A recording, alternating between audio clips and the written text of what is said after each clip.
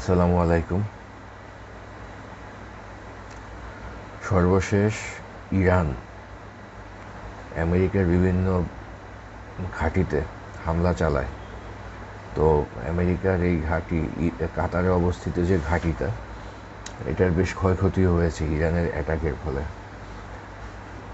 তো এটা খুব স্বাভাবিক, প্রত্যাশিত ছিল যে ইরান কোনো না কোনো ফর্মে রেসপন্স করবেই, এবং ইরান সেটা করেছে। এটা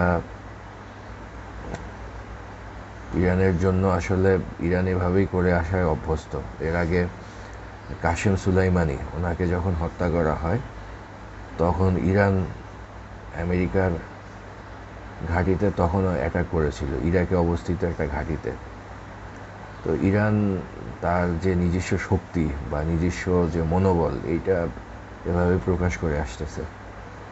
তো ইরানের এই রেসপন্সটা খুব পজিটিভ একটা রেসপন্স ছিল। আমেরিকার প্রেসিডেন্ট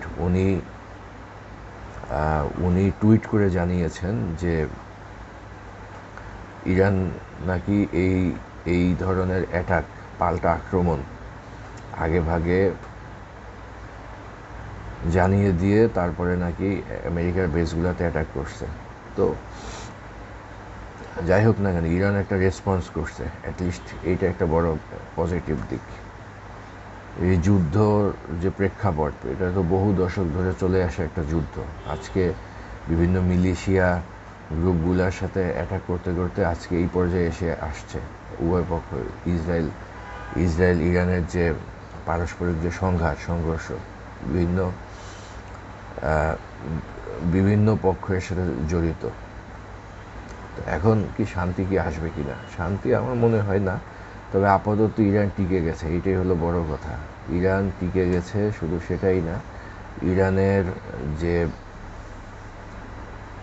নিউক্লিয়ার, ইরানের ক্ষয়ক্ষতি ব্যাপক ক্ষয়ক্ষতি। ইসরায়েল বা অন্যান্য যারা আছে, আমেরিকা, এদের তুলনায় ইরানের ক্ষয়ক্ষতি ব্যাপক হয়েছে, কিন্তু ইরান এই যাত্রায় টিকে গেছে। কিছুদিনের জন্য হইলেও অন্তত আমেরিকা বা পশ্চিমা বিশ্ব চিন্তা করবে যে না, ইরান একেবারে শক্তির মানদণ্ডে এত খাটো একটা দেশ না। তো সেই দিক থেকে ইরান আপাতত টিকে গেছে। কিন্তু আমেরিকার নীতির তো আসলে কোনো চেঞ্জ আসে না, পররাষ্ট্র নীতি কখনো চেঞ্জ আসে না। সেই 91 সালে ইরাকে প্রথম অ্যাটাক করলো, তারপরে 10 বছর পরে একেবারে জোটবদ্ধ হয়ে ইরাক দখল করতে গেছে। তো ইরানের ক্ষেত্রেও এমন ঘটনা ঘটবে খুব সহসাই। আবার আমেরিকা